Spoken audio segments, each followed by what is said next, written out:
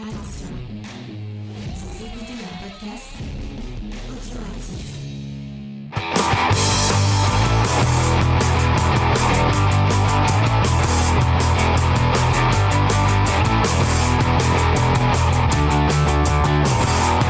Salut à tous et bienvenue dans Comics Discovery, l'émission qui n'est pas trop dans la déprime, même si ce titre de cette semaine va peut-être vous pousser dans la déprime ou pas, parce qu'on va peut-être non, je vais rien dire. On va vous allez découvrir au fur et à mesure. L'intro est déjà déprimante, comme d'habitude. Je suis avec une équipe sémillante et magnifique, commençant par Faye, que vous avez déjà entendu parce qu'elle prend la parole sans qu'on lui demande. Bonjour Faye. Bonjour, comme ça j'aurai encore des commentaires. Ouais, voilà. On a eu un super commentaire sur Geek en série. Non mais c'est bon James, on s'en fiche. Ah d'ailleurs, en parlant de commentaires, il y a un truc qui m'a fait très rire. J'avais râlé sur le commentaire de iTunes et la personne avait râlé que je râle. Et m'avait mis 5 étoiles en disant « Ah bah c'est gratuit, je te mets 5 étoiles ». Et j'ai regardé la dernière fois et elle a remis une étoile. Donc ça veut dire qu'elle est revenue sur son truc. Donc voilà, c'est pas grave. Mais je le lis quand même. Bonjour Sophie, ça va Sophie ? Oui, ça va, bonjour. Et on est avec Judas. Salut Judas. Et bonsoir, et oui, heureusement que vous êtes là l'équipe, vous êtes mon antidépresseur. Après les lectures que vous m'infligez là. Non, en plus, j'étais même pas censé être là ce soir. Simplement que j'ai commencé à le lire et que je l'ai fini d'une traite et je me dis oh non mais là, il faut que je sorte de ma tête, donc il va falloir en parler. Mais en plus, je crois que tu l'as lu en live ou tu l'as lu pendant qu'on discutait, je sais plus. Pendant le débrief de la dernière émission. Ah oui. Oui. Ça va, il se lit assez vite. Ouais. Il y a pas beaucoup de dialogue. Ouais. D'ailleurs, en parlant de ces émissions, j'ai pas monté l'épisode de la semaine dernière, donc vous allez sûrement avoir des épisodes très rapides les uns derrière les autres. Oui, cette saison-là, au niveau du montage, c'est un peu à la wall again, encore plus qu'avec d'habitude. Le problème, c'est que depuis que j'ai un iPad, j'ai plus envie d'allumer l'ordi. Faudrait que je trouve un moyen de monter sur iPad. Mais apparemment c'est pas ouf, on verra. Bref, c'est ma vie. On va passer aux recommandations culturelles, si vous le voulez bien. Et puis si vous voulez pas, on y passe quand même. Faye, est-ce que tu as une recommandation culturelle? Arrête de donner des coups dans ton micro. Pardon. Excuse-moi, James, je l'avais mis trop. Bah écoute, je sais pas si t'en as parlé la semaine dernière. Peut-être. Non. Maintenant, on l'avait pas vu encore. On l'avait pas vu encore, t'es sûr? Si on l'avait vu? Je sais plus. Bon, en tout cas, si vous suivez la folle story des aventures de James et Faye, la semaine dernière, on est allé voir 2 fois la Dominette Experience, donc le film concert des Stray Kids, et c'était trop bien. Franchement, ils mettent l'ambiance, ils sont super forts sur scène. Moi, je dis bravo à Anne et Chanbin parce qu'ils rappent trop bien. Ouais, ils sont trop doués. Voilà, les danses c'était très bien. Beaucoup aimé, surtout Escape. Voilà. Si vous connaissez la chanson, vous comprendrez pourquoi. Non, mais c'était vachement cool. Puis il y avait une bonne ambiance dans la salle. Alors le mercredi, ce qui est bien, c'est que il y avait un public à peu près de tous âges, mais quand même dans la vingtaine, un peu plus adulte. Et l'ambiance était vraiment sympa. On dansait, on chantait, on criait, c'était cool. On a eu en plus c'est cool. Il y a des stays qui avaient fait des petits goodies, donc on a eu des cartes. Pour les gens qui savent pas, les stays, c'est le nom des fans. C'est le nom du fandom, voilà. On a eu des cartes, enfin des photocartes. On a eu des bracelets. Ouais, des badges, des espèces de petits bracelets. Tu sais qu'on a eu des badges aussi. Ouais, voilà. Et le mercredi, le samedi, on y est retourné et là, c'était une séance en début d'après-midi. Et en fait, là, il y avait beaucoup de public plus jeune. Et alors, le concert toujours très bien, mais ouais, un peu trop hystérique pour moi. Il y a des fois, on n'entendait même plus très bien l'écran. Mais voilà, sinon, on a eu encore des goodies. J'ai eu une boucle d'oreille. Le son plutôt, tu n'entends pas l'écran. Oui, mais moi, j'entends tout. Écoute, je sens tout. Tous mes sens étaient éveillés. Voilà. Bon. J'ai tout vu, tout senti, magnifique. bon voilà, j'ai été. On n'est pas allé en 4DX pour avoir la On aurait sueur eu de la Ben Fang sur la tronche. Ah, attends, mais il y a Eugene, à un moment, il se secoue la tête, ça gicle de partout, c'est magnifique. Non, mais vraiment, c'est un groupe qui a une présence sur scène, Ouais. qui a une force. Je veux dire, ça valait le coup. Voilà, ça valait le coup. Puis les chansons, elles sont différentes de celles des albums. Ouais, il y a des morceaux qui étaient plus pas métal, mais un peu plus rock. Là, ils ont un groupe avec eux, donc Des choses un peu plus électro. Enfin, et ce qui était trop cool, quand je vous dis qu'il y a une success story, je vous ai dit que j'avais découvert grâce à Taylor Swift qui les avait regardés, que j'avais vu une story d'elle qui les regardait. Et ben, où c'est qu'il était enregistré leur concert? Au Sophie Stadium, là où Taylor Swift, elle a enregistré le premier film du Eras Tour. Tout est lié, les amis, c'est le destin. Voilà.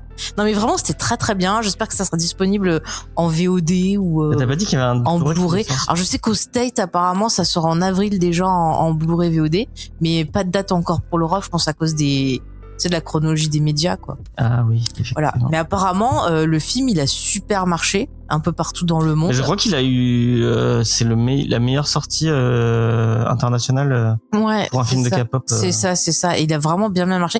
Et j'ai vu que du coup, je crois que ce week-end, donc si vous écoutez l'émission, j'espère que, en tout cas le week-end de la Saint-Valentin, apparemment, il y a encore une séance de prévue au Gaumont Multiplex pour les gens sur Ils ont ajouté Montpellier. des séances alors Ils ont ajouté plein de séances alors qu'au début, on l'a harcelé, on savait même pas si on allait voir le film. Et en fait, déjà, ils nous ont mis une salle plus grande. Enfin, ils ont été pris de court, quoi. Voilà. Mais c'était trop bien. Moi, j'ai un peu découvert le public de non, mais c'était surtout le samedi. Ouais, le samedi, c'était un peu le bordel. Enfin, c'était très jeune et très hystérique. Je sais. On a montré une vidéo à Judas. Ah ouais. Et Attendez, mais c'était vous qui l'avez filmé? Ouais, Ouais, c'est nous c'est qui moi avons qui filmé, filmé. ouais. Mais je pensais que c'était un truc que vous avez trouvé sur les réseaux sociaux. Que c'était... Ah non. Ah, mais du coup, oui, j'avais j'ai sous-réagi en me disant, ah, vous avez trouvé une vidéo sympa. Mais non, mais c'était votre séance. C'était notre séance, ouais. Notre séance. C'est moi qui ai filmé. C'est moi qui ai filmé Wow. parce que je ne voulais pas rater la biographie de cette chanson. Il y a des moments magnifiques avec des parties de corps très bien. Voilà. Mais l'hystérie, j'entendais même pas la chanson. Alors que j'aurais filmé mercredi, je l'aurais eu beaucoup mieux. T'as la moitié du public qui n'était pas majeur, et t'as la moitié du public qui était devant la scène, enfin qui était devant l'écran, Ouais. et qui était debout, qui hurlait. Et du coup, ce qui est un peu dommage, parce qu'il l'avait un peu fait. Enfin, il y avait des gens qui étaient descendus dans le premier Ouais, concert. mais c'était que pour danser. Ils Ouais. n'avaient pas comme des. Et ils avaient pas rallumé la salle. Mais là, ils ont rallumé les lumières. Du coup, nous, on voyait moins bien. Et on était moins dans le truc. Bah, tu vois, c'est bien qu'on les fait deux fois parce qu'on aurait fait Ouais. genre. Si on l'avait vu que samedi, moi, je pense que j'aurais pas kiffé l'expérience. Mais moi, je pense si jamais un jour il y a des trucs comme ça, prenez des séances en soirée. Comme ça, Ouais. vous êtes sûr d'avoir des gens qui vont être un peu plus proches de vous. Ouais, mais c'est sûr que c'était un peu, genre, il y a une meuf derrière nous qui a gueulé, Fais-moi un fais-moi un enfant. J'étais là, quand, mais mais c'est vous pas, allez vous calmer, madame. déjà, il t'entend pas, donc, C'est ça.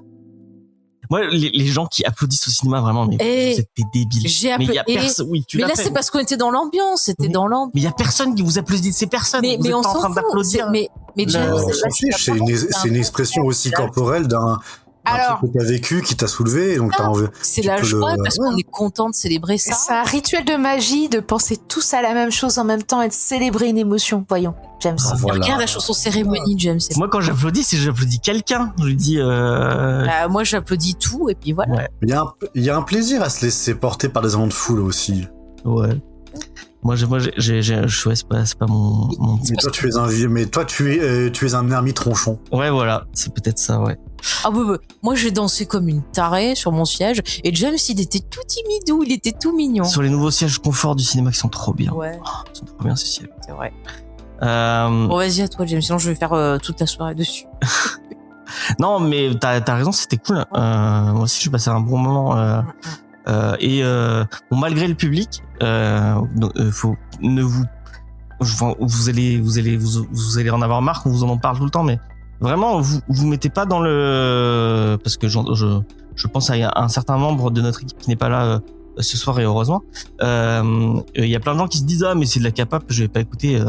La K-pop, c'est un truc nul. Mais vraiment, Stray Kids ils ont un vrai son à eux, avec c'est vraiment Beaucoup d'influence, je trouve, de musique latine, un peu rock, un peu hip-hop aussi. Ouais. Ils sont très hip-hop, voilà, mais. Et je trouve qu'ils ont un son et des paroles et un lore. Ça fait du bien de te taper genre 2h30 de concert, presque 3h, où t'entends des paroles qui te disent c'est bien de montrer sa vulnérabilité, n'aie pas peur de montrer tes peurs, de les affronter, tu es génial, enfin des trucs hyper positifs. Moi je trouve que ça fait du bien. Ouais. Et je trouve que c'est un groupe qui est cool, qui est dans l'ensemble. Même ce qu'il crée comme contenu à côté, je trouve ça sympa. Il y a pas de, enfin ouais, c'est bref voilà. Je me justifie Allez, on pas, arrête mais de vous embêter. écoutez Stray Kids. Je crois qu'on l'a dit plusieurs fois, mais si vous voulez découvrir, écoutez God Menu. Puis vous ferez une idée. Et même leurs clips, je trouve que leurs clips ils sont bien foutus esthétiquement. Bon, en dehors du fait que j'adore embêter James en fait. Voilà. Oui. Moi, qu'est-ce que je voulais dire? J'avais un truc en tête, mais je me souviens pas. Ah oui, j'ai commencé un manga. Bah tiens, on reste un peu dans le. C'est une romance. C'est Tani et Sasuki, qui est très cool. J'ai eu l'impression, il y aura que Judas qui aura la ref, de voir Sigin en relation hétéro avec un mec bizarre. C'est vraiment. Pourquoi t'imagines ça? Parce que la meuf, elle a vraiment un TDAH, mais de ouf. Et en fait, c'est une meuf qui est très exubérante et qui est très Sigin quoi, et qui est amoureuse d'un mec qui n'a aucune expression faciale et qui donne son. Qui est timide. Qui est pas. Ouais, il est. C'est pas qu'il est timide. En fait, c'est une extravertie qui est amoureuse d'un introverti. Mais il est pas vrai. J'ai pas l'impression que ce soit ouais. Peut-être, ouais. En gros, c'est moi et mon mec, quoi. Si je résume votre histoire. Peut-être. Ouais, peut-être. Mais est-ce que ton mec, il est très très honnête? Trop honnête. Non. Bah lui, ce personnage, et c'est pour ça qu'elle est amoureuse. En gros, c'est un couple de TDAH avec un TSA, quoi. Ouais, voilà. Le mec est comme ça. très honnête, même trop. Genre, tu vas lui demander son avis, il va te dire cache ce qu'il pense, même si ça peut gêner. Et c'est pour ça que elle, c'est son entièreté qui fait qu'elle est amoureuse de lui. Et j'ai trouvé que le bouquin était vraiment cool.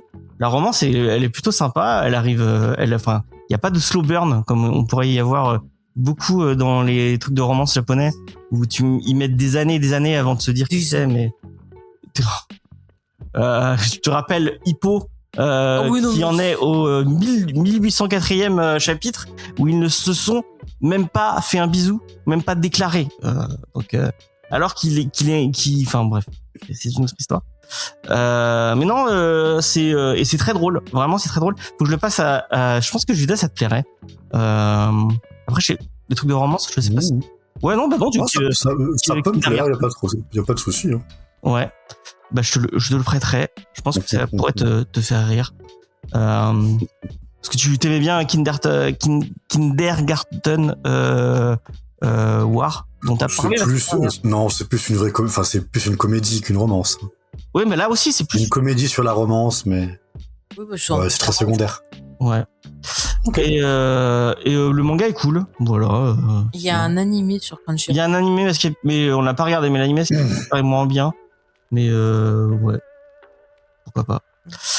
C'est tout ce que j'avais comme recommandation. Je réfléchis à. Ah si, j'ai pensé à. Pourquoi t'en fais plein, toi? C'est dégueulasse. Et je fais ce que je veux, c'est mon émission. Non mais juste j'ai pensé à Sophie parce que j'ai vu. Ça fait 15 minutes qu'il fait ses recalls. Ouais, il m'a coupé la mienne. Et puis... il y a un docu sur Arte. Bon, je fais beaucoup de recos de docu Arte parce que leurs docus sont trop bien. Je peux rien. Hein. Ouais, mais tu sais que des fois ils utilisent l'IA pour faire leur docu. Ouais, mais pas là, j'ai pas eu l'impression. C'est un docu sur un truc qui s'est passé en 1518. Est-ce que c'est un fait divers? Il y a eu des morts, donc on peut dire que c'est un fait divers. On sait pas pourquoi. Il y a toute une partie de la population de Strasbourg qui s'est mis à danser. Elle est connue cette affaire. Ouais, c'est connu, ouais. Qui s'est mis à danser, mais il y a certaines personnes qui ont dansé apparemment. Enfin, il y a pas de parce que il y a peu de preuves entre guillemets. Il y a juste le rapport du le mec est quoi déjà ah merde excusez-moi quand t'es avocat mais pour le procureur le procureur il y a que les rapports du procureur de Strasbourg qui a du coup dû agir parce que ça foutait le bordel qui est une cinquantaine de personnes qui dansent de partout dans un coin de partout. Il me semble que ils ont limité, genre ils ont mis à un endroit, ils leur ont mis une estrade en mode bon ils dansent, mettons-leur une estrade, une scène, alors qu'apparemment les gens étaient pas dans le bien quoi. Et après on les a non, il y a dans pas l'asile, ça, dans le docu il parle pas de ça. Enfin, c'est à un endroit et après ils les ont montés jusqu'à un endroit qui s'appelle Saint-Guy, je crois, ou Saint. Enfin, c'est un truc d'un sens spécifique pour les soigner. Et donc le mec fait toute une recherche pour voir, ok, ce truc, on a des témoignages de ce truc, mais qu'est-ce que c'était? Et il essaie de regarder si c'est dû comme pour les gens qui ont entendu parler de l'épidémie d'ergot de seigle, dû au quand c'est un champignon qui pousse sur le pain et si vous sur le seigle. Oui, sur le seigle. Et si vous stockez mal votre farine, ça peut pousser. Et après, si vous faites du pain, et ça peut vous filer parce que. C'est un parti pour ça d'ailleurs qu'on s'est mis à manger du pain blanc et puis du pain noir. Ah.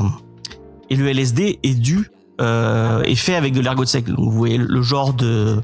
Voilà, oublions notre misère avec le pain de seigle, c'est parti. C'est plus hardcore que du LSD. Ça te fait des nécroses, ça te fait des nécroses et tout. Donc oui, c'est ça, ça fait des nécroses. Ça te fait des nécroses et t'as des convulsions. Donc c'est pas quelque chose que t'as envie d'avoir. Pourquoi tu gâches mes plaisanteries?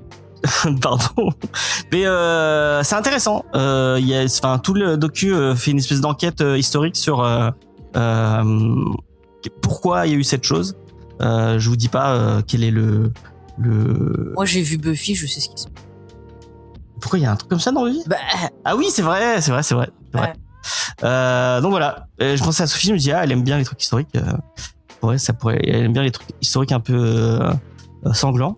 Donc ça. Je connais cette affaire. Hein. J'ai déjà écouté plusieurs podcasts sur le sujet. Mais du coup, j'en ai écouté pas mal sur le sujet. Du coup, je mets l'impression que c'est un sujet qui était un peu rabattu. Et bon, je regarderai peut-être le documentaire, mais c'est vrai que je préfère quand c'est sur une affaire que je connais pas encore et qui est plus méconnue, quoi. Voilà. Vas-y, si tu prends la parole. Eh moi, je vais vous recommander un film que j'ai vu pour Surfroid. Donc, du coup, je ferai un article écrit dessus. Techniquement, il est déjà écrit d'ailleurs. Qui s'appelle Week-end de terreur. En anglais, c'est April's Fool. Et du coup, le concept, c'est ils étaient 10 de Agatha Christie, mais en version slasher. Donc, t'as 10 adolescents qui se réunissent sur une île, qui se retrouvent coupés pendant le week-end parce que le bac qui fait les allers-retours entre le continent et l'île s'interrompt pendant le week-end. Et en fait, c'est le week-end du 1er avril en plus de ça. Et du coup, c'est des ados, donc ils font des blagues à la con. Et en fait, ils disparaissent les uns après les autres. Et puis on commence à retrouver les cadavres des uns et des autres dans l'eau. Et du coup, ce qu'on se dit, c'est que quelqu'un a dû prendre mal une des blagues qu'ils ont fait, quoi.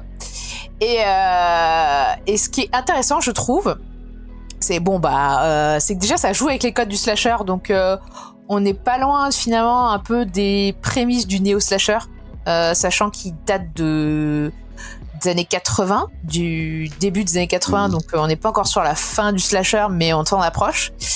Et en plus de ça, il y a un twist assez inattendu, quoi. Et pourtant, on aurait pu y penser. Après, quand on y a réfléchi, on fait ah ouais, mais ça et ça. Et l'autre point que je trouve intéressant, c'est que les ados, sont plutôt réalistes et que ça aborde des sujets qu'on voit assez peu finalement dans les films américains. Genre, il y a l'avortement qui est abordé. Donc déjà, ça, voilà. Voilà. Et plutôt de manière, subtile. C'est-à-dire que Il va vous dire, c'est pas bien. peut-être. Ouais, non, mais alors voilà, c'est pas dit comme ça. Et puis t'as des blagues sur le fait qu'ils ont tout le temps, en fait ils parlent tout le temps de sexe, mais t'en as très peu qui le font vraiment en fait. Donc tu fais déjà c'est un peu plus réaliste que la plupart des films américains où t'as l'impression que voilà. Et puis t'as aussi à un moment donné, comme les personnages sont un peu stressés, t'en as un qui a une panne sexuelle quoi. Et tu fais ok, ça aussi c'est rare. Enfin, pour l'instant j'avais encore jamais vu un film américain avec des ados où t'en as un qui a vraiment une panne et le sujet abordé à la fois de manière drôle et à la fois sérieuse. Et du coup ça a fait que entre ça et le fait que finalement il y a assez peu d'hémoglobine, du coup tu te dis que c'est marrant parce que le film il est à la fois il y a des blagues potaches parce qu'ils font des blagues, à la fois c'est très slasher ou donite, et en même temps il y a un point de vue sur la jeunesse que je trouve assez réaliste et même assez moderne en fait, parce que je pense que les années 80 on abordait peut-être moins frontalement certains sujets qu'aujourd'hui.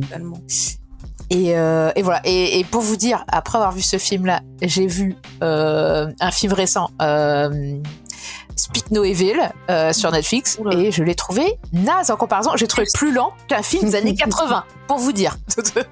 Je suis d'accord, tout le monde me l'a survendu. Et en plus, je crois que c'est le remake d'un film, et j'ai pas vu l'original. Et je vais voir l'original. J'ai pas aimé. Je crois que c'est un film nordique, l'original. Ouais. J'ai pas du tout aimé. Ils sont bien barrés. J'ai vu Ugly Step Sister. Ouais. C'est barré. Hein. C'est danois ou suédois? Je sais plus. Bon, c'est du Nord. C'est tu disais quand tu nous en parlais, elle mangeait pas de vent. J'avoue, j'ai regardé, il y a quand même des choses. Voilà. Oui. J'ai souffert. Ah oui, c'est le truc. C'est pas Cendrillon, mais. Oui, c'est ça. Ah oui, c'est sur la méchante sœur. On sait pas si c'est Javotte ou Anastasie, c'est pas très clair. Mais sur l'une des méchantes sœurs de Cendrillon. D'accord, ok. Et en gros, ça dénonce un peu tout ce que tu peux faire pour être belle. C'est ça. Voilà. Mais le film, je l'ai trouvé intéressant quand même. Le film est intéressant, il est assez féministe et intéressant, mais c'est du body horror, et le body horror, ça peut te retourner l'estomac, voilà. Body horror. Est-ce qu'on peut dire que Kevin Bacon dans Vendredi 13 a une pause, une panne? Non. Si. Non, puisqu'avant de se faire tuer, il faisait tagada soin. Oui, mais il se fait tuer pendant qu'il fait tagada soin. Non, ils avaient fini le tagada soin. Ils étaient en train, je sais pas. Non, de toute façon, la panne, c'est plus quand t'es bloqué que t'y arrives pas que. Voilà, il prend une flèche, donc il pourra plus. Après, il n'y a pas plus symbole, je pense. Pour moi, c'était plus un train de l'arrière.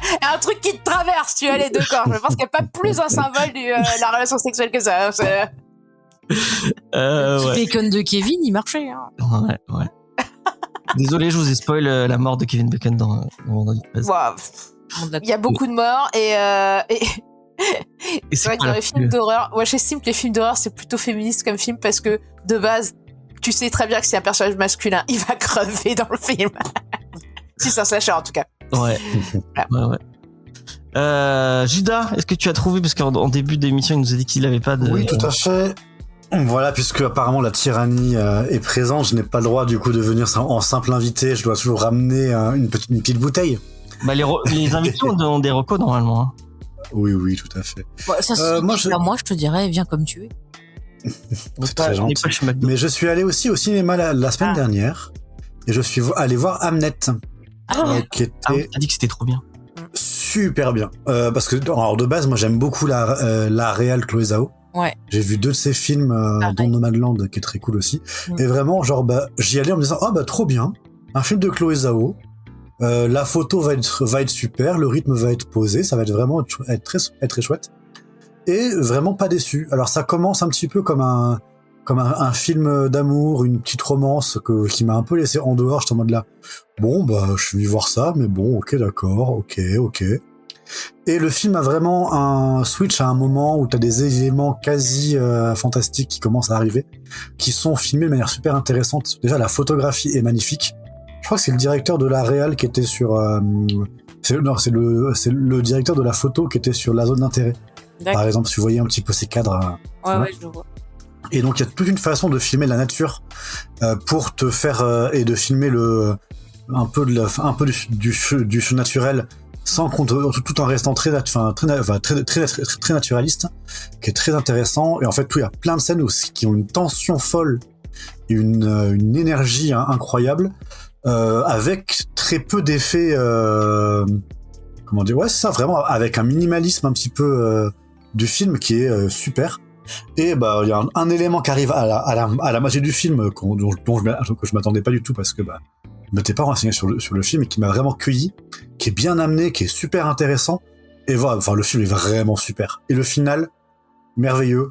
Voilà, enfin si vous aimez, enfin comment dire, c'est un film qui parle de plein de choses. Mais qui parle qui parle d'amour, qui parle de famille, qui parle de ce que le personnage principal du coup est une femme et à travers qui on va avoir un point de vue sur la vie un peu romancée de Shakespeare. C'est adapté d'un bouquin que j'ai pas lu mais que j'ai vu souvent passer, qui apparemment est très très bien, etc. Mais je l'ai pas vous dire. Et en fait cette adaptation là qui est apparemment pas un projet même très personnel pour Chloé Zhao, mais waouh, si elle met ce genre de claque avec des projets pas personnels et avec les performances d'acteurs et tout ce qui est dedans en termes d'émotion, et qui marche bien et qui te remue, franchement j'ai hâte de voir quand ça fera un film personnel. Voilà, donc non, Hamnet, dès que je l'ai vu, j'ai fait ok, actrice principale, César de meilleure actrice, s'il vous plaît. Et après, franchement, le film est magnifique et a un truc vraiment qui prend aux tripes, et très surprenant. Donc je vous inviterai à aller le voir sans vous renseigner. Ouais, c'est possible, ouais. Ouais. Mais moi, tu vois, du coup, déjà, j'étais emballée quand ça avait été annoncé, mais le fait qu'elle s'occupe du reboot slash suite de Buffy, pour moi, c'est plutôt une bonne chose, parce que j'aime beaucoup aussi, pareil, sa sensibilité, puis je la trouve super intéressante en interview aussi. Donc, ouais. Et puis Eternal, c'est cool. Il faut écouter dans le dire. En fait, ouais, Eternal, c'est un des moins mauvais Marvel, alors que pour le coup, elle est, ouais. Et elle s'en est pris plein la gueule. Toujours, hein. Ouais, forcément. En fait, en parlant de... c'est complètement hors sujet, j'aurais dû en parler. On va toujours voir... Coupe au montage. Non, pourquoi je ne coupe rien au montage. Je te l'ai déjà dit. In the Mood for Love, lundi ? Oui, d'accord. Bon. mais pourquoi t'en parles là ? Je sais pas, parce que j'avais oublié. TDA. Ouais. Bon voilà, vous savez où nous retrouver lundi. Et on va passer à la... et j'ai demandé à personne de faire la review, donc je vais l'improviser au dernier moment. En me disant que je ne sais même plus le nom. Si tu veux, je peux m'en charger, mais après, j'ai pas bossé l'auteur. Eh ben vas-y, je parlerai de l'auteur, on va le faire à l'inverse. Ouais, vas-y. Lance et je vais chercher Ok. ce que je peux dire sur l'auteur. Donc aujourd'hui nous parlons de Blatta, d'Alberto Ponticelli, du coup qui est paru en italien. C'est du coup une bande dessinée qui est assez courte, ça fait 150 pages grosso modo, mais avec assez peu. Il y a un peu de texte, mais c'est surtout des grandes illustrations. Qu'est-ce que ça raconte ? Blatta, on démarre dans un récit qui est très très comment est-ce qu'on dit déjà quand c'est quelque chose où on a peur d'être enfermé ? C'est Claustrophobe. Merci beaucoup. Voilà, bienvenue dans Comics Discovery, l'émission qui vous fait oublier des termes de vocabulaire plutôt courants. Donc oui, c'est un récit qui est plutôt claustrophobe. On commence en fait avec en étant du coup enfermé dans une toute petite pièce qui a vraiment juste un lit et de quoi à peine bouger. Et on est enfermé du coup avec un personnage qui porte une sorte de grand scaphandre, de grande combinaison entre l'astronaute et le plongeur des fonds marins. Il est du coup il vit dans une toute petite pièce, dans ce qui ressemble avec des carreaux de métro, des tubes, des tuyaux très industriels, enfermé. Il est face du coup à un écran d'ordinateur qui lui donne quelques infos. Et très vite, quand il va nous parler, on va comprendre qu'il est dans ce mode de vie-là de façon volontaire. Et ce qu'il va nous expliquer dans les premières pages, c'est que, eh bien, il est devenu immortel. Il a en fait une condition qui fait que lorsqu'il meurt, on le clone, et hop, il revient du coup, il réintègre cette pièce, et il a atteint l'immortalité. C'est quelque chose qu'il défend, et il nous explique ensuite que bah oui, mais ça vient avec cette condition-là, et que il a dû échanger, et que même en fait, plus a priori, toute l'humanité a fait ce choix-là, d'échanger le contact humain, la liberté contre l'immortalité et le fait de ne jamais mourir. Il est enfermé dans cette toute petite pièce, et donc on devine avec sa combinaison que c'est peut-être pour le protéger des miasmes de l'extérieur, que c'est vraiment pour prolonger sa vie, pour lui offrir un cadre de vie très sécurisé. Et sa chambre s'ouvre une fois par jour pour qu'il aille faire un travail, pour qu'il aille travailler. Et en fait, ça s'ouvre juste sur une autre toute petite pièce où il y a un ordinateur de travail et où il va faire une toute petite tâche. J'ai des théories là-dessus, d'ailleurs, je vous expliquerai après. Mm-hmm. Et le récit va un petit peu se construire où le personnage va comme ça nous parler jusqu'à ce qu'il se passe un certain événement qui va un petit peu bouleverser sa routine et qui va l'amener à sortir de son caisson.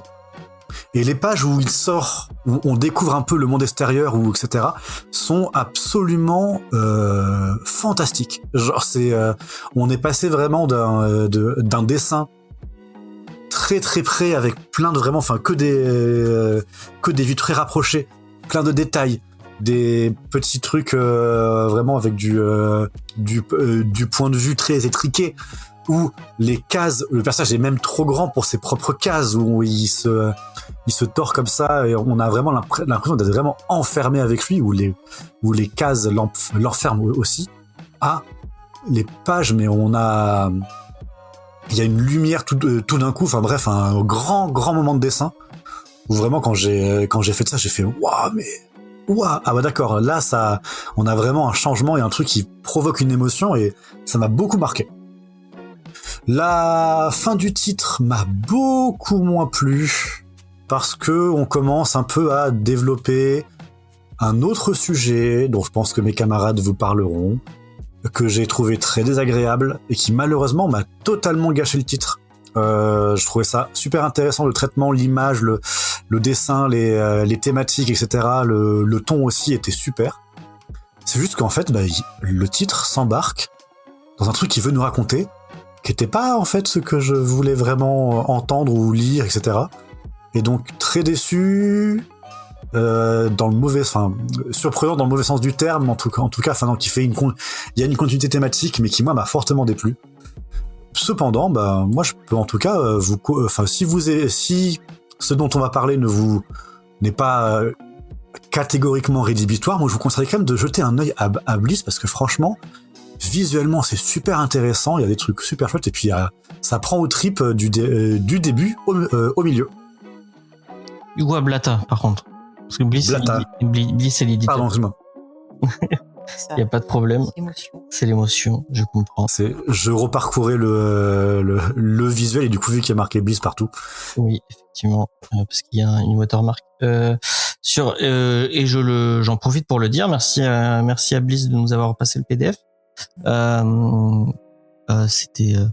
C'est cool de pouvoir lire le travail d'Adalberto Poncellini, qui est milanais, qui est né le 10 juin 1969, voilà, vous le saurez. Donc c'est un dessinateur qui a commencé en Italie pour les fumetti. Je sais pas si vous le saviez, mais vous le reprendrez dans Comics Discovery. La BD en Italie s'appelle la fumetti. Et après il a bossé pour Dark Horse, et après il a bossé sur Sam & Twitch pour Image Comics. Il a fait du Marvel Knight, et il a fait l'adaptation BD du film Blade 2 pour Marvel.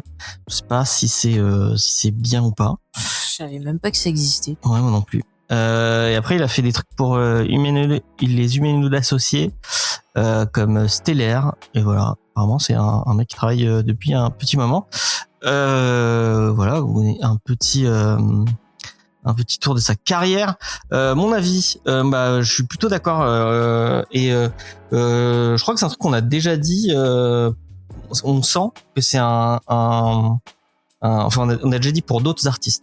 C'est un comics c'est un comics de dessinateur. Le mec est dessinateur. Oui.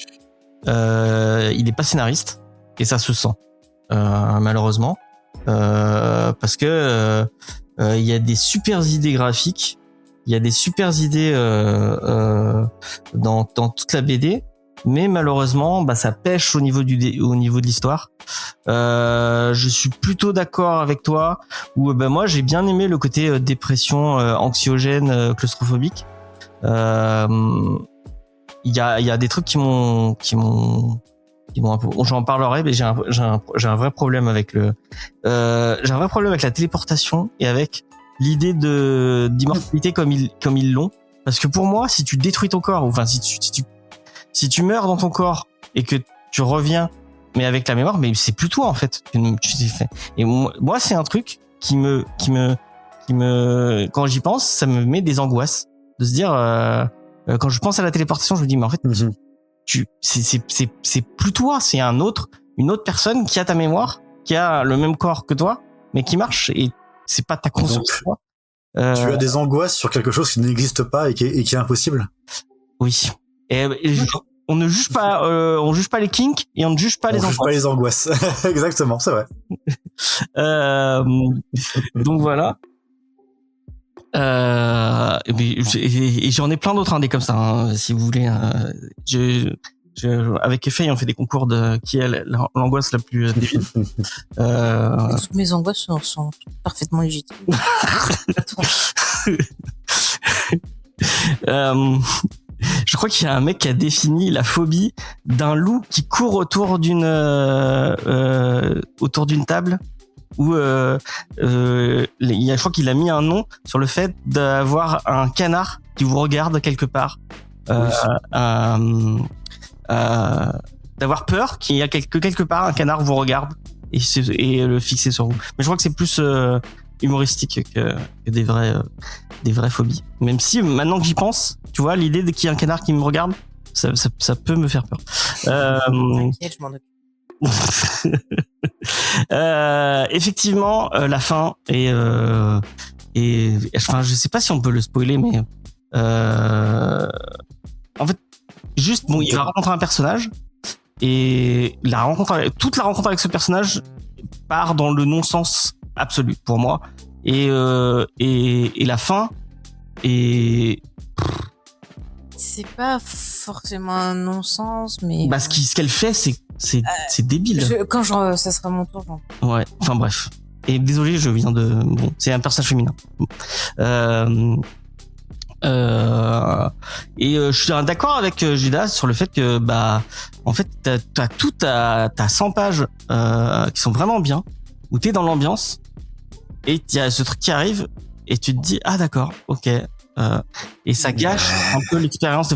Tu finis sur un goût amer, et finir sur un goût amer, du coup tout ce qui était positif ne ressort moins, et malheureusement c'est pas un titre que je conseillerais.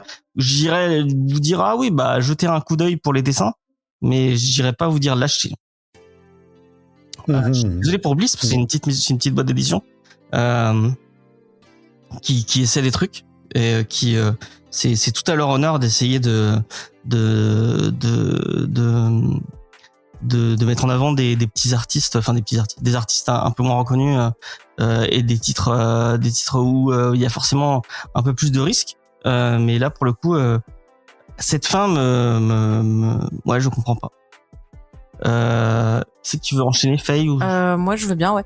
En fait pour moi, je vais vous expliquer comment je l'ai vécu, mais en fait moi quand j'ai lu cette BD, je me suis dit c'est l'histoire d'une personne qui refuse de ressentir et qui est dans le contrôle. C'est-à-dire que il s'est débarrassé de tout ce qui pouvait être le côté émotionnel. On voit son rapport à sa famille, qui voit ça comme un très lointain souvenir, comme si ça lui était pas arrivé. Il est toujours dans le contrôle de son univers, dans le fait de pas du tout vouloir absolument pas ressentir ne serait-ce qu'une émotion. Et ça, c'est pour moi un des points qu'on peut retrouver, par exemple, quand on est un peu en burn-out. Enfin, je vois, moi, je suis quelqu'un d'hypersensible et je suis constamment sous les émotions. Et il y a des fois, en fait, j'ai un état de fatigue émotionnelle tel que j'ai besoin de me couper quelque part des émotions pour pouvoir souffler. Et en fait, dans ce truc-là, je me suis un peu reconnue. Et c'est aussi des choses qu'on peut avoir parfois quand on est en dépression, le fait de plus rien ressentir et de ne pas vouloir faire face à ses émotions, parce que c'est quelque part s'obliger à faire face à ce qui nous fait mal, à des traumas, à des choses qui peuvent avoir causé notre état. Et donc, le personnage, je l'ai ressenti comme ça. Et en fait, quand il va sortir, c'est un peu genre... Voilà, moi je me rappelle, j'avais une phase où j'ai vécu plein de trucs, hein. Mais genre quand j'avais mon agoraphobie qui était au niveau 1000, je sortais pas de chez moi. Et en fait, il y a des moments où on m'a obligée à sortir. Et en fait, moi je l'ai vécu comme une agression. Et donc pour moi, quand le perso se retrouve à l'extérieur et qui tombe sur l'autre personnage et qu'il y a cette scène d'agression... où il se fait enlever ses vêtements comme ça, pour moi c'est une agression. Mais je suis désolée, mais je peux pas faire autrement. Pour moi c'est une agression, et en fait, okay. Que ça soit dessiné comme ça, c'est un peu montrer quand justement on t'oblige à sortir de l'état dans lequel tu es, mais de façon violente. Et souvent, chez une personne dépressive, ça peut avoir un effet qui va être l'autodestruction, et en même temps le fait de blesser l'autre, parce que quelque part on lui en veut de pas ressentir ce qu'on ressent, de pas comprendre son mal-être et autres. Et en fait, je trouve que la BD essaye de montrer ça, mais pour moi il y a 2 points qui me gênent. C'est effectivement la fin, surtout dans le climat dans lequel on est, le geste non mais je spoil pas, mais le geste m'a profondément déplu. Et en même temps, t'as ce côté où on va antagoniser la personne qui est en souffrance, comme si une personne qui a des problèmes mentaux, forcément, elle est mauvaise, elle écoute pas, elle a qu'à s'en sortir, c'est sa faute, c'est machin. Et en fait, j'ai ressenti tout ça, mais j'ai trouvé que l'auteur, en fait, il est tombé dans les clichés qu'on voit dans toutes les œuvres qui parlent de ça.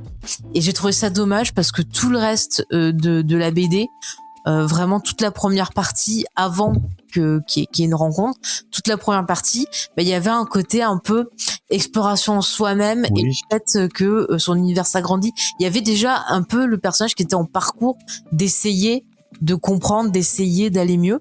Et il y avait des cases qui étaient effectivement, tu l'as dit Judas, magnifiques. Je trouve que le fait d'utiliser quelque chose qui ressemble un peu à un crayon, ça permettait de passer beaucoup d'émotions.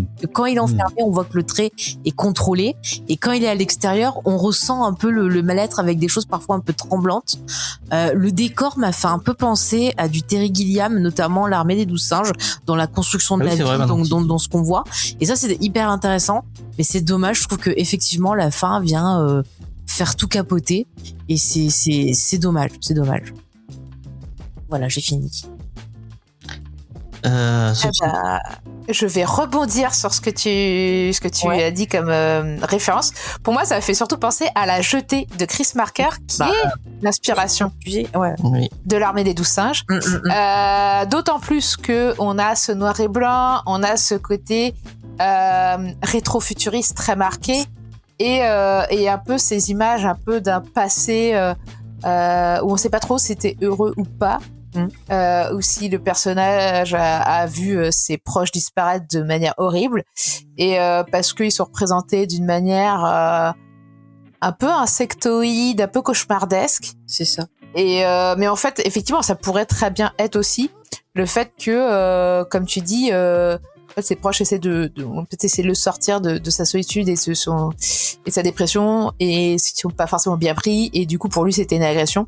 Voilà.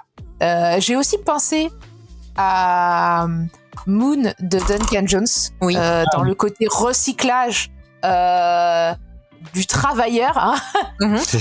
D'ailleurs, son appartement Ouais. qui est identique. Enfin, apparemment, ils ont tous des appartements identiques et ils font tous les mêmes tâches. Moi, ça m'a fait penser à cet architecte, c'était français, non?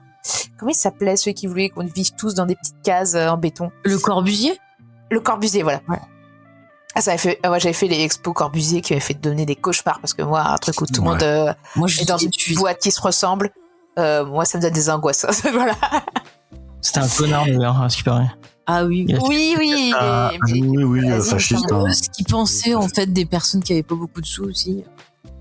Bah, de toute façon, son architecture, ce n'était pas pour un bien-être de l'humanité, hein. C'était pour bouger, cette idée d'ordre. Mais il y a vraiment une idée d'ordre, d'organisation. Les gens sont dans leur petite boîte, chacun la même, etc.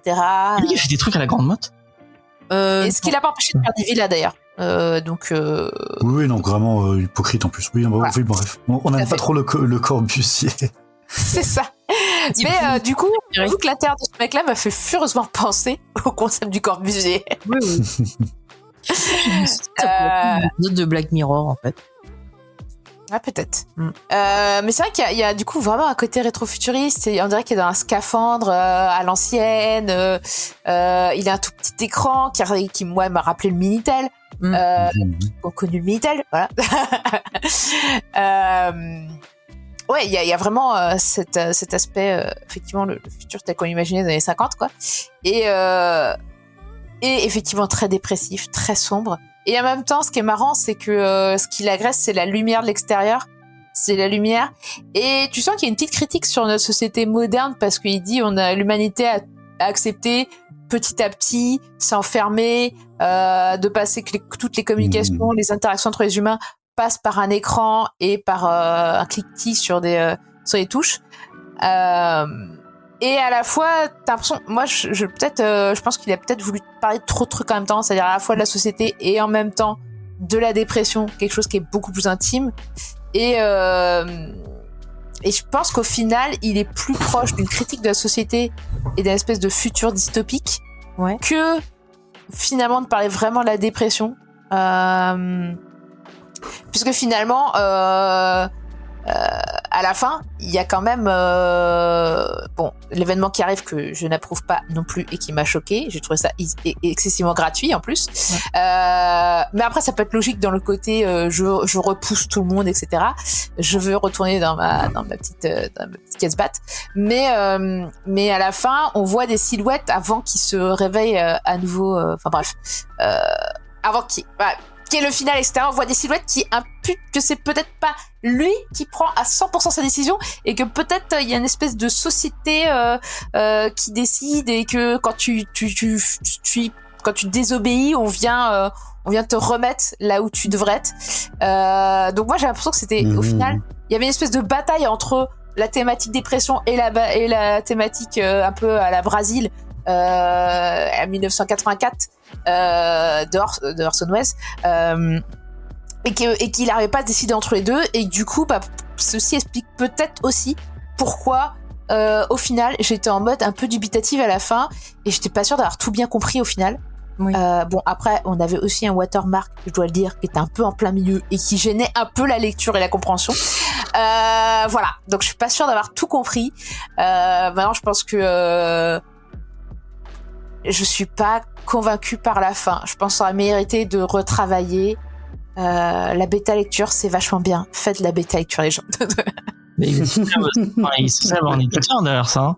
Je comprends pas que. Mais normalement, alors, le truc, c'est que normalement, moi, en tout cas, je sais que les éditeurs avec qui j'aime bien travailler font énormément de travail de réécriture, etc.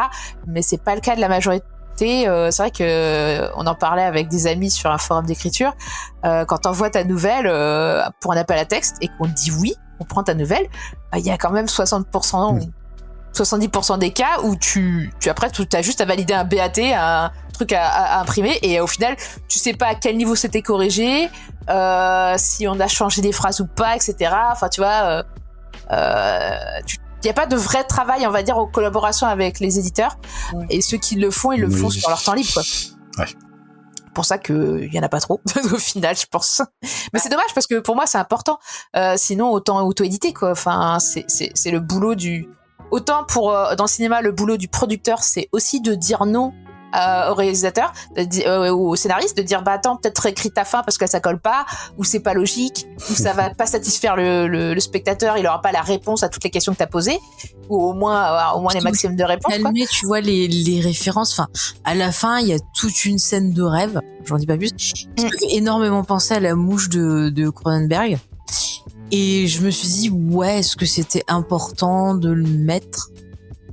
Bah, pour moi, tu vois, l'exemple parfait du manque de travail de producteur sur des films, c'est les films Netflix d'auteurs, de réalisateurs. Oui.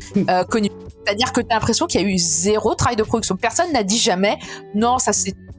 Non, fais pas un truc de 3 heures. Les gens vont s'endormir devant leur écran. Tu parles de 16 là. La blague, genre, on a tel réalisateur, mais on va rien lui dire. Il faut quand même avoir c'est un travail d'équipe, un film. Tu peux pas laisser... Oui. Ouais, tout à fait. Bah, Et pour la littérature et la bande dessinée, je pense que c'est pareil. L'éditeur doit avoir un rôle aussi de cadrer, de savoir dire non, de guider aussi quand c'est quelqu'un qui... Effectivement, si c'est quelqu'un qui vient du dessin et qui scénarise pour la première fois son truc, bah faut peut-être le guider, l'aider quoi, à aboutir à la meilleure œuvre possible quoi. C'est ça le boulot pour moi d'un éditeur quoi. Mais voilà. Je vais pas te dire qui est l'éditeur, mais je sais que Anna, donc ma prof de dessin et que vous avez déjà entendu dans l'émission, est en train de boucler elle a posé un dossier à un éditeur et elle a une vraie éditrice avec qui elle travaille, mais quand je dis elle travaille, c'est du vrai travail quoi. Où elle a rebossé tout son, elle a, je crois. Elle m'a dit, je sais plus combien de versions différentes de sa BD, où elle a changé des trucs, parce que son éditrice lui a dit non, ça plus ça plus ça. Enfin, non, il y a certains éditeurs font quand même un travail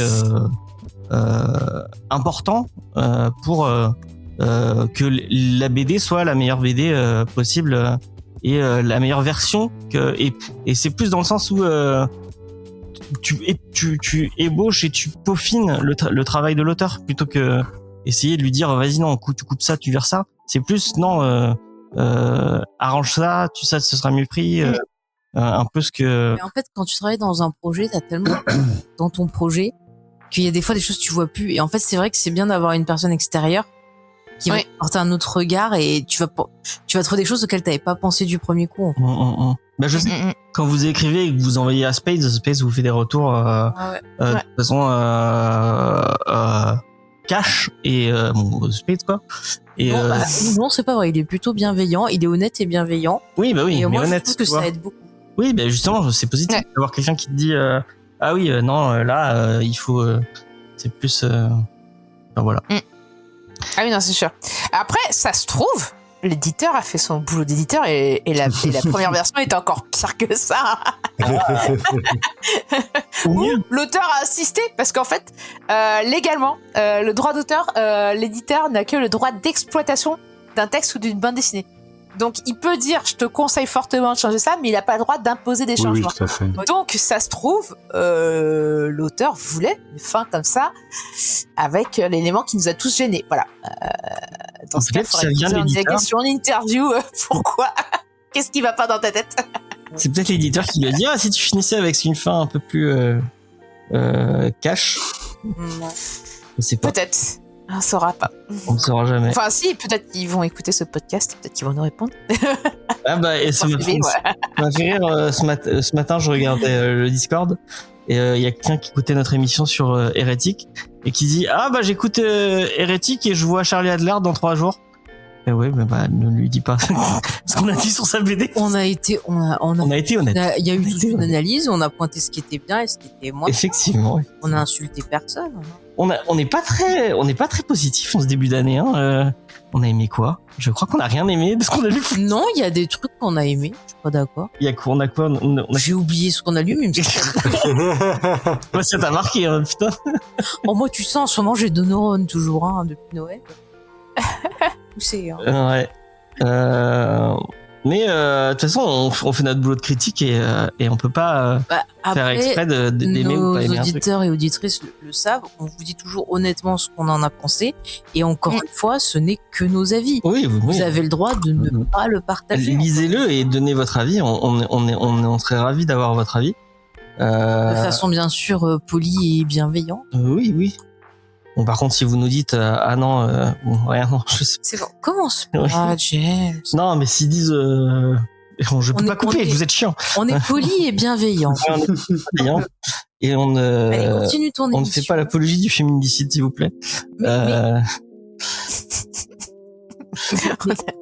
remontons dans l'émission quand Ouais. j'ai dit juste une scène et qui m'a dit ça spoil. Pardon. Bon, mais encore une fois, moi, je tiens à souligner le travail graphique qui est très beau. Ouais, non, ça je peux tout. C'est vraiment Oui. beau. Et Et puis vraiment, il y a une force d'évocation aussi, enfin en termes de SF pour le coup, parce que le personnage parle beaucoup dans sa tête. Oui. Le personnage parle un peu de l'univers, parle beaucoup de lui et des humains, mais par contre, il y a une force vraiment d'évocation en termes de mise en scène vraiment pure de concept, quoi. Moi, j'aime beaucoup son, enfin, j'aime beaucoup, non, c'est abominable, hein, mais son travail, par exemple, enfin, juste, quand il arrive du coup devant ce petit poste de travail, Ouais. où vraiment tu le vois faire son taf, qui consiste juste à appuyer sur 2 boutons, avec vraiment des points où vraiment, genre, il te le focus en mode c'est la tâche la plus importante de ma vie, quoi. Ça m'a fait penser un peu à un concept de science-fiction. Je sais plus comment est-ce qu'il s'appelle. Mais en fait, c'est du coup, enfin, c'est un problème de science-fiction qui imagine en fait que, sur une planète très très éloignée, on trouverait des êtres vivants colossaux qui font parfois la taille de planète, par exemple.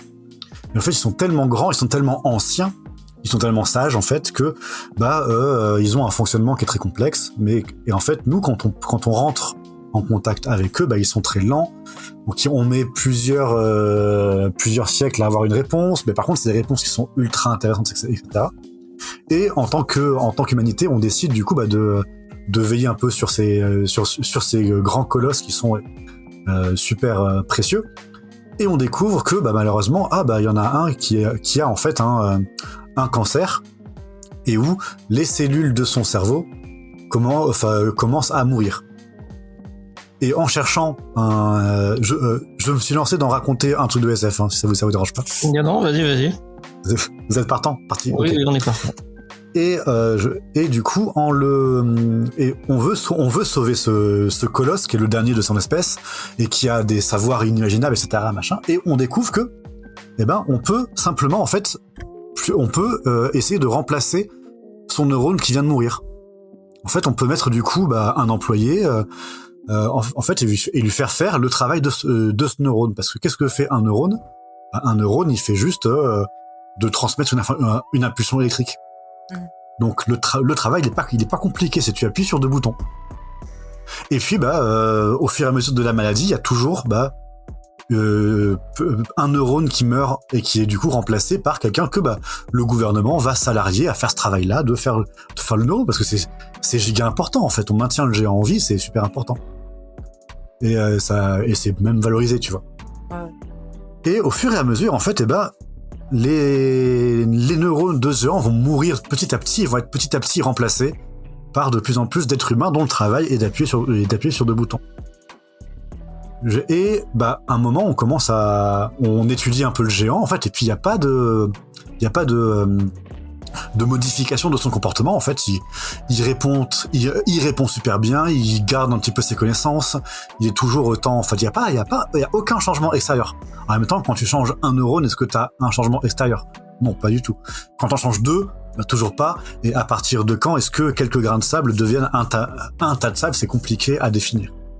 Sauf que au fur et à mesure, au bout d'un millénaire, en fait, on a remplacé toutes les cellules, enfin tous les neurones du cerveau de ce colosse par des êtres humains qui appuient sur 2 boutons.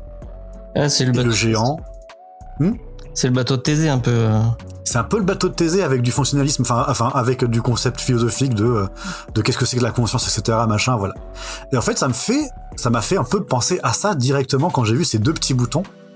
Et je me dis, mais voilà, enfin, si t'as, en fait, un individu qui s'isole dans une société et à qui on file un taf simple, en fait, on peut remplacer un être humain fonctionnel au sein d'une société par un truc très très simple et qui continue de faire un peu le taf pour faire une société, quoi. Mais qu'est-ce qui arrive quand en fait on a une société entière qui est constituée d'individus isolés qui ne font pas sens individuellement en fait et qui ont un travail qui est aliénant?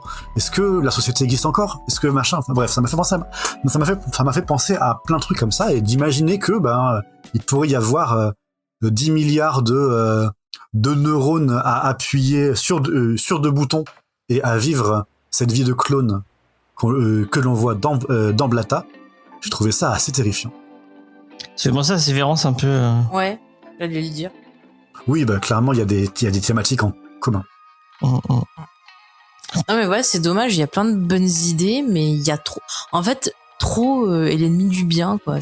Il aurait dû se focaliser sur un message, une thématique et voilà, et travailler ce message-là. En fait.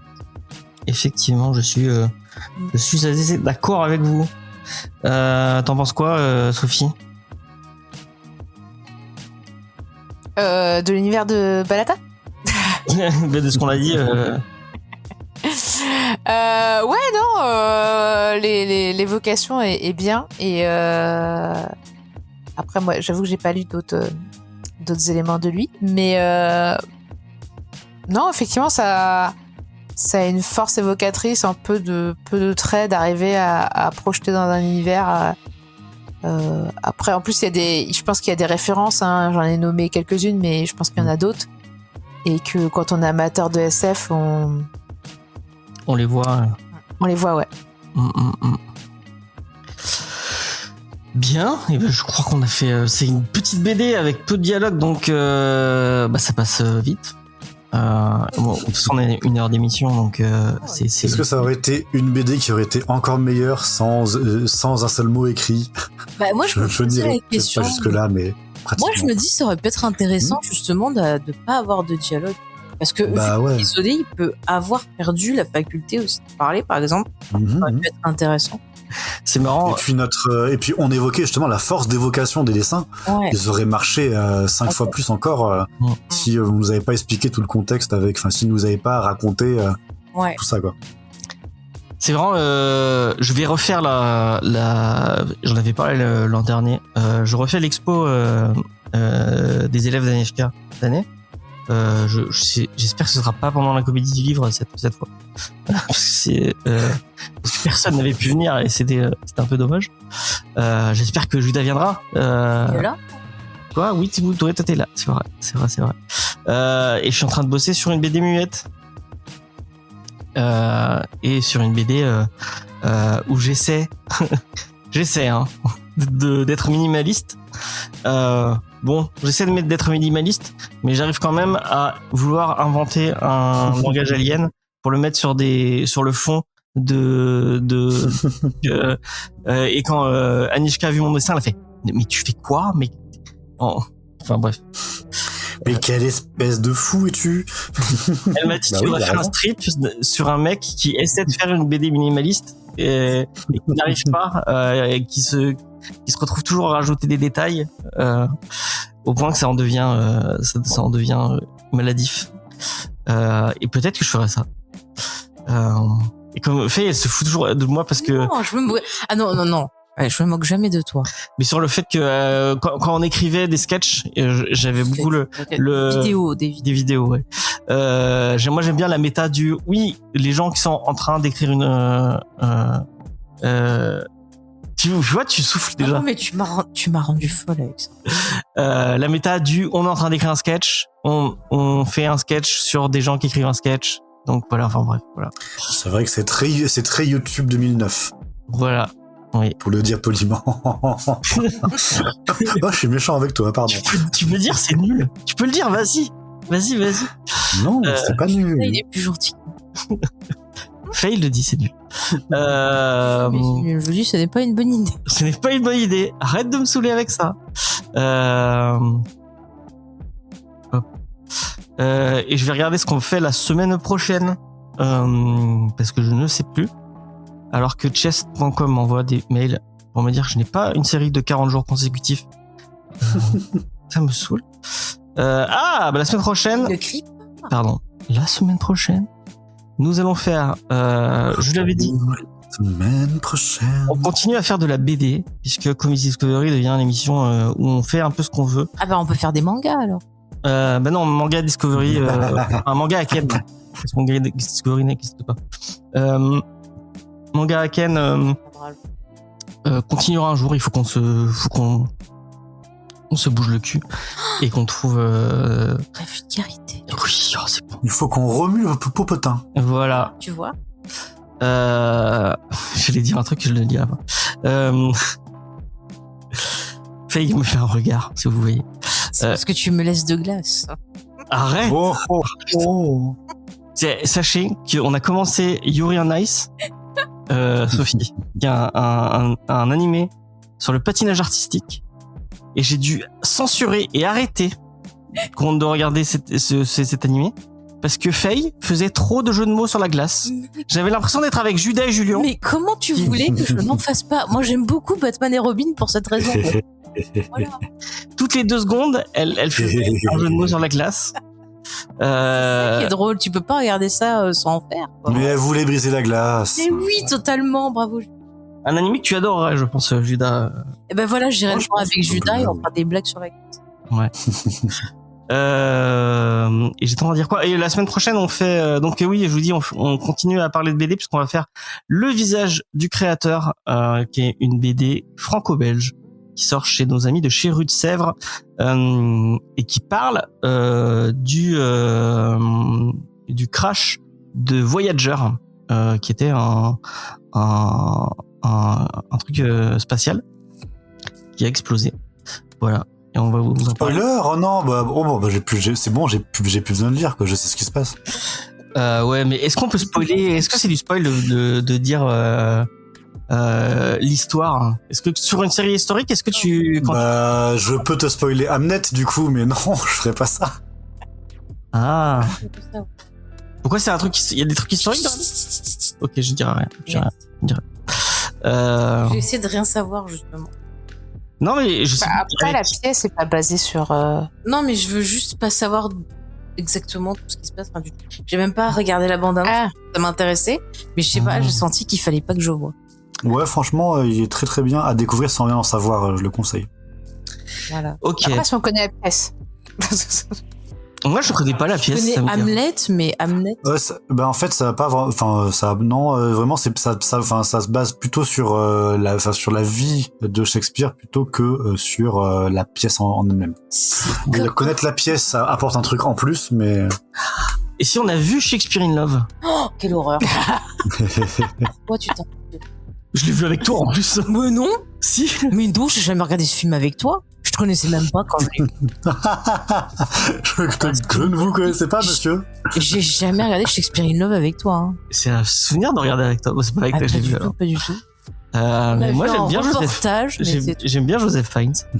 Bon, Oh, le pauvre. Préféré Ralph Fiennes? non.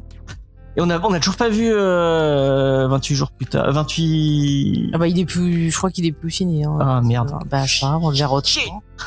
Euh, Mais ça sort toujours quand je suis malade. Ouais. Pitnip, sortez-les quand je suis bien. Quoi. Et Bon, allez, conclue ton émission. ouais, c'est vrai. Et je veux voir le nouveau Sam Raimi. Qui a l'air cool. Pardon, je me suis fait mal en pleine émission. Peut-être que on spoil nos futurs recos culturels. Pourquoi tu fais la moue? Bon, je rien dit, fini ton Il revient en fin de l'horreur après. fini l'émission. L'amour de le personnage de manga. Ouais, voilà, Mon exactement. nom, l'amour. Je vais l'attraper par les cornes. Il vient de me faire un clin d'œil.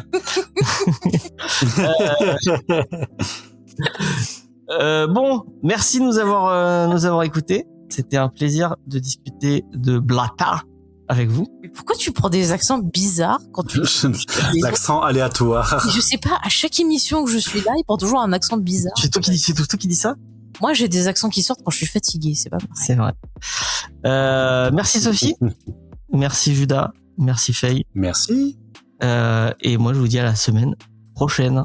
Prenez soin de vous. Bye. Salut. Bye.